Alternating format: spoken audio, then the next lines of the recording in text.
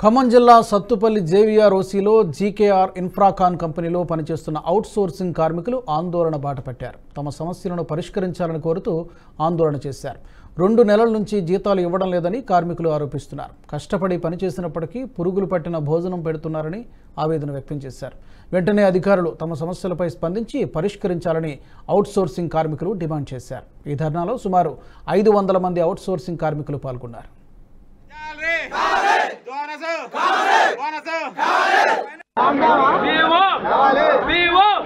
ఇదిగో వేస్తాం అంటున్నారు కానీ వెనక్కి పోతున్నారు.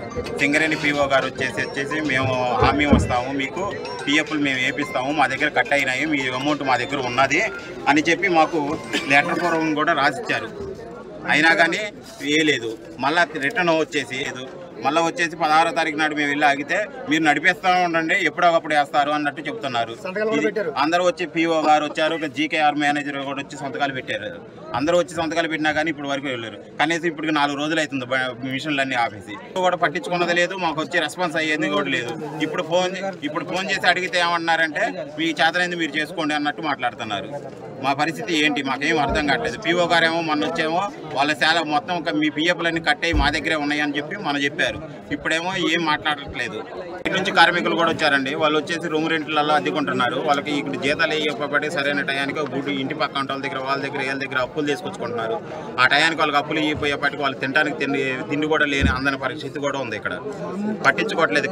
కానీ కంపెనీ మాత్రం ఇప్పుడు అడిగితే మాత్రానికి అసలు ఇక్కడ అడిగితే సమాధానం చెప్పడానికి ఒక్క మనిషి అనేవాడు లేడు. ఇక్కడ మొత్తం బయటకు వెళ్ళిపోయారు. ఇప్పుడు ఇది మామూలుగా ఇట్లా బండిలో వెహికల్స్ అన్ని ఆఫ్ చేసి చూస్తున్నాం.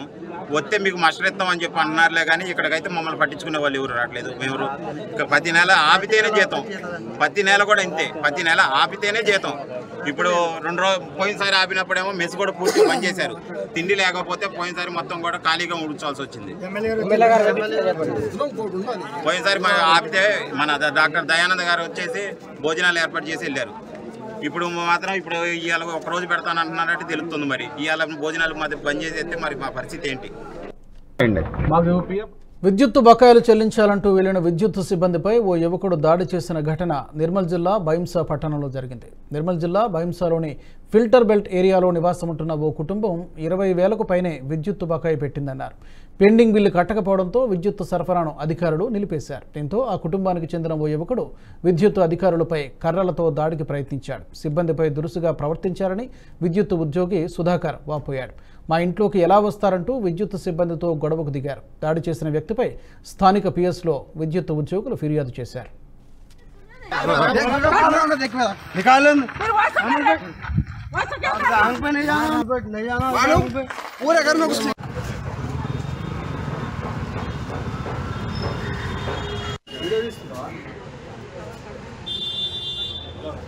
ఈరోజు ఉదయం 11 గంటల సమయంలో ఒక మోదీన్ అనే వ్యక్తి దగ్గరికి వెళ్ళి 25,000 డ్యూ ఉంది, సంవత్సర కాలం నుంచి నువ్వు డ్యూ పే చేయలేదు, గత నెల మీది డిస్కనెక్షన్ చేసినాము, అయినా కూడా నువ్వు ఫోన్లు వేసుకొని వాడుతున్నావు అని చెప్పేసి ఆ ఫోన్లు తొలగించడం జరిగింది.